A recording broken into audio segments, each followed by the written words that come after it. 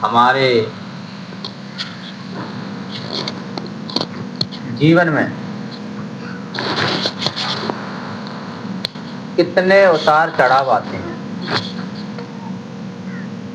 जब से जन्म होता है और जब तक हमारा मरण होता है, हम बहुत सारे उतार चढ़ावों को देखते हैं। ये उतार चढ़ाव जीवन का एक खेल होते हैं। जब से जन्म लिया है तब से मरण तक हम खेल ही खेलते हैं। अच्छे हों, बुरे हों, ऊंचे हों, नीचे हों, ये हमारी जिंदगी के खेल हैं।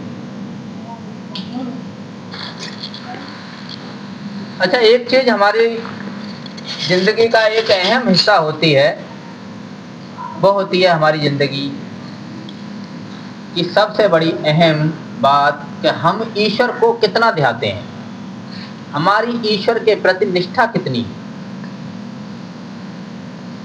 हम सुबह से लेकर के शाम तक नित्य कर्म करते हैं, लेकिन हमने ईश्वर को कितनी बार ध्याया, कितनी बार हमने ईश्वर को याद करने का मन बनाया। क्या कभी सोचा?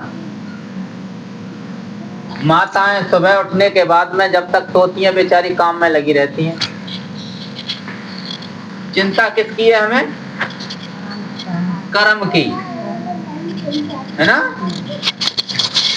क्या हम जिस ईश्वर ने हमें यहाँ दुनिया में जन्म लेके भेजा है, क्या हमने उसकी चिंता की कभी? नहीं की ना। अभी बहुत सारे लोग विरोधाभास करते हैं। कहाँ जा रहे हैं साहब? सत्संग में जा रहे हैं। सत्संग में क्या होता है? हम दूसरे लोगों को कहते हुए सुनते हैं सत्संग में कुछ नहीं होता है, बिना मतलब का ढोंग होता है ना? आप गांव से आए हो, पूरा गांव तो नहीं आया ना? क्या आया है? नहीं। क्या पूरा गांव आ जाएगा? नहीं, नहीं आएंगे ना। आप गांव में निकल करके आए हैं, किसी ने देखा होगा कहाँ जा रहे हैं, कि सब सत्संग में जा रहे हैं। किसके यहाँ जा रहे हैं? मास्टर जी के यहाँ जा रहे हैं।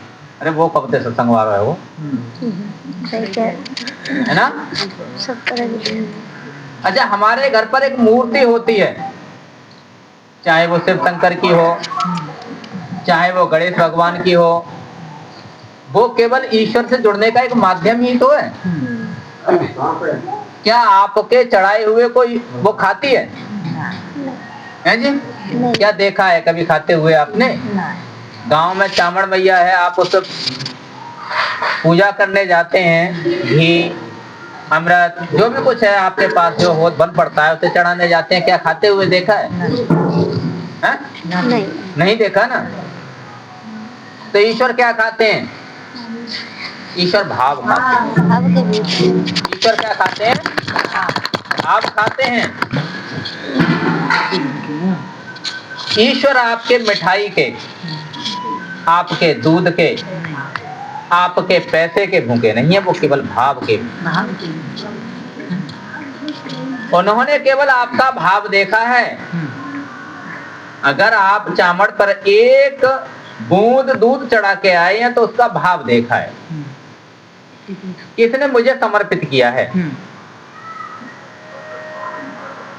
तो भाव के ही तो भूखे हैं।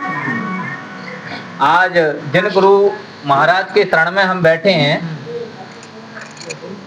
आप भी बैठे हैं, ये केवल एक माध्यम ही तो है।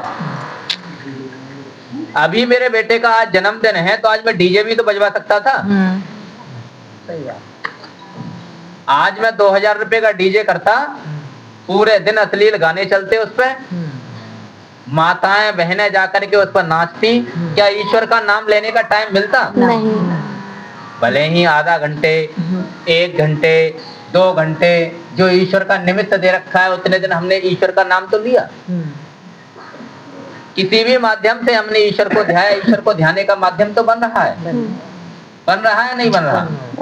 आज का दिन इसीलिए सही। क्या मैं डीजे लगवाने के बाद में गाना यहाँ पर नाच गाना कराता तो हमें ईश्वर की याद आती? नहीं बताती जी? आती? नहीं आती ना। हमें किसकी याद आती? केवल नाचने की याद आती। बिल्कुल नाचने की याद आती, बाकी ईश्वर की याद नहीं आती। हमारे कुछ कर्म ऐसे हैं जो हमें ईश्वर के निमित्त करने होते हैं, ईश्वर को ध्याने के लिए करने होते हैं। जन्मदिन मनाने का प्रयोजन क्या है? जन्मदिन मनाने का प्रयोजन ये नहीं है कि हम लोग डीजे बजाएं, 10-5 लोगों को भोजन करा दें और आराम से नाच गाने करने के बाद में चले जाएं। इसका एक ही ध्येय है, हम सोचते हैं कि इस बहाने भगवान की कथा हो जाएगी, है ना? बाकी और तो कोई माध्यम नहीं है। मेरा तो यही मानना है। मैंने बड़े बेटे के लिए कथा कराता हूँ और छोटे बेटे के लिए मैंने सत्संग का प्रयोजन रखा है। मैं छोटे बेटे के लिए सत्संग कराता हूँ। भले ही मैं आज पूरी जिंदगी में यानी पूरे जीवन में जब तक मैं जीऊंगा तब तक इसका जन्मदिन चलेगा, तब तक मैं इसी प्रकार से इसको सत्संग के रूप में मनाता रहूंगा। मुझे नहीं पता कि दुनिया में कितने लोग कैसे हैं, मेरे बारे में क्या सोचते होंगे। मुझे तो बस केवल और केवल गुरुचरण और ईश्वर दिखाई देता है। मैं बुराई किसी की नहीं करता हूं, ना किसी में बुरा देखता हूं। मुझे सिर्फ और सिर्फ अपने से मतलब है, और ये मतलब है कि मैं किसी का कभी बुरा ना सोचूं और मेरा कोई बुरा ना सोचे। मैं किसी के पास ऐसे नहीं बैठता हूं कि जा करके कहीं हंसी मजाक हो रही है तो मुझे आनंद के लिए बैठना है, नहीं। मैं अपना अकेला ठीक हूं, मुझे केवल दिखता है तो मेरा अपना ईश्वर दिखता है। देखो तो सही कभी ईश्वर के लिए। मेरा बेटा आज विकलांग है, मैं आज इस गद्दी पर बैठ करके कह रहा हूं कि कोई भी व्यक्ति मेरे बारे में ये नहीं कह सकता कि इसने किसी का दिल दुखाया है। मेरे जितने बार भी मिलने वाले हैं जब इसके बारे में सोचते हैं तो मुझे कहते हैं कि मां साहब आज तक तो तुमने किसी का बुरा किया नहीं है। जैसी मदद बन पड़ती है वक्त पे मैं वैसी करता हूं, धन की हो, पैसे की हो, किसी के साथ में रहने सहने की हो, जैसी मदद बनती है बनने की पूर्ण कोशिश करता हूं। लेकिन मेरे संस्कार ही तो हैं ये, मेरे और इस दोनों के संस्कार हैं जो आज ये विकलांग है और मुझे इसकी सेवा का मौका मिला है। ये मेरे संस्कार हैं। मुझे नहीं पता कि मैंने कौन सा काम गलत किया है, लेकिन उसे तो पता है कि कौन सा काम गलत किया है इसने। कोई ना कोई तो गलत किया है, मैंने भी किया है और इस बेटे ने भी किया है। और शायद ये परेशानियां नहीं आती तो मैं आज सतगुरुदेव के शरण में नहीं होता। जब मेरे पास परेशानी आई तो मेरा भी एक लालच है, मेरा भी एक मोह है, ये कैसे भी जा करके मेरा बेटा कभी जा करके सही हो जाए, सही ना हो तो ऐसा तो हो जाए कि जा करके अपना रोजी रोटी कमा करके अपनी जीविका कमा ले। यही तो मेरा लालच है। तो परेशानियां आती हैं, हम टूट जाते हैं। परेशानियां आए तो कभी टूटना मत। परेशानियां आए तो सिर्फ और सिर्फ किसको याद रखना है? उस परमात्मा को याद रखना और परमात्मा से कह देना, परमात्मा जो परेशानियां दी है वो तेरी ही दी हुई है और जिस दिन खत्म करेगा तो तू ही करेगा, दुनिया की कोई ताकत खत्म करने वाली नहीं है। भगवान जरूर करेगा। तो ये परेशानियां तो हमारी जिंदगी का हिस्सा हैं, हम खेल ही तो खेल रहे हैं। अपनी तरफ से कोई गलत नहीं करता, लेकिन वक्त करा लेता है, समय बदल देता है।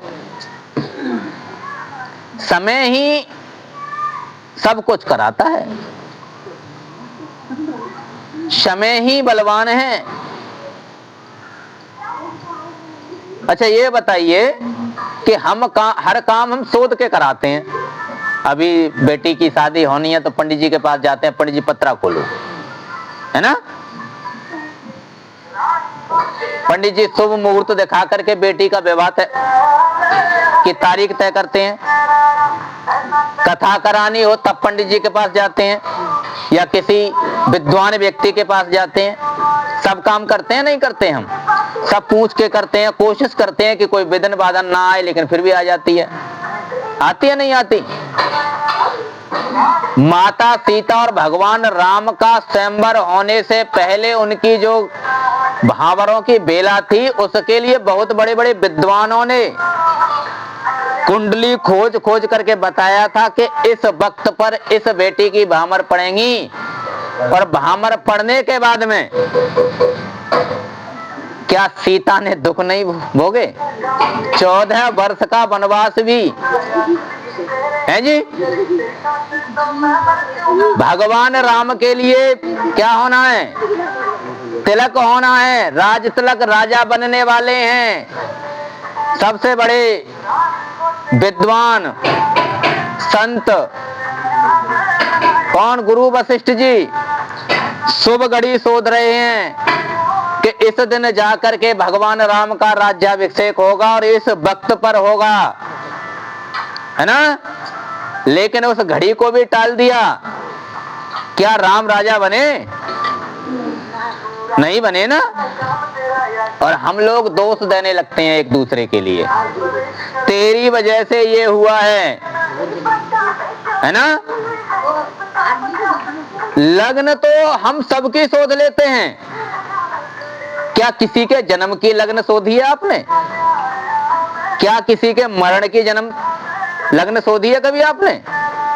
जन्म तो बच्चा दोपहर में, सुबह को, शाम को, रात्रि में, जब वो उसकी मर्जी से होता है। क्या लग्न शोध करके आता है? क्या आपने मन बना लिया है कि मेरे बेटे का जन्म इस शुभ नक्षत्र में ही होगा? क्या हमने मरण का विचार बना लिया है? नहीं बनाया ना। ये हमारे क्या हैं?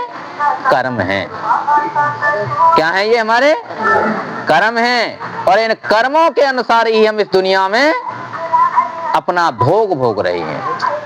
किसी की तो ऐसी कट जाती है कि जब से आता है तब तक मरण होता है, उसे पता ही नहीं चलता कि दुनिया है क्या, दुख क्या है। और एक की ऐसे कटती है, जब से आता है तब तक मरण नहीं होता, तब तक वो काटता ही रहता है ना। तो मेरा तो यही कहना है आप सभी से कि आप सिर्फ और सिर्फ जब भी कभी आप देखें तो ईश्वर को देखें, किसी भी माध्यम से देखें, सत्संग के माध्यम से देखें, कथा के माध्यम से देखें, किसी काम करने के माध्यम से देखें। मैं ये नहीं कह रहा हूं कि आप लोग सभी सत्संगी ही बनेंगे। मुझे लगता है कि यहाँ पर आए तो बहुत हैं, लेकिन कुछ लोग कुछ सीमा तक जाएंगे, कुछ अपना लौट करके चले जाएंगे। लेकिन जिसने उससे लगन लगा रखी है, तो आप कितना भी पीछा छुड़वाने की कोशिश करना, लेकिन वो छूटने नहीं देगा। डोर तो उसके हाथ में है, आपके हाथ में नहीं है डोर। किसको धक्का दे करके गिराना है और किसको धक्का दे करके उठाना है, ये तो उस परमात्मा के हाथ में है। तो ईश्वर से लगन लगाए रखे, किसी भी माध्यम से, सुबह, शाम, दोपहर, जब भी जिस माध्यम से आपका मन करे, आप जिस भी माध्यम को चाहें